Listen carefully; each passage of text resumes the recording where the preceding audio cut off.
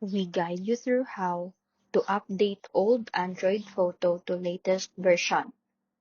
So the first thing you need to do is to open Settings app, scroll down and tap Software Update or System. Then select System Update or Download and Install.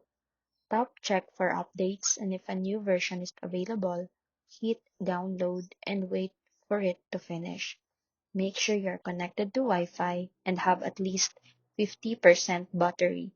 Once downloaded, tap Install Now and your phone will restart automatically. So don't turn it off during the process. If your device say it's already up to date but you know it's still running an older version, go back to Settings, tap About Phone, then check your current Android version. Some older devices stop receiving official updates. In that case, you can still update by installing a custom ROM, but that requires unlocking your bootloader and using third-party tools, which can be risky if done wrong. For most users, sticking to official updates is the safest option. After the update is complete, go back to Settings and confirm your new Android version, then explore new feature, improve security, and better performance on your device.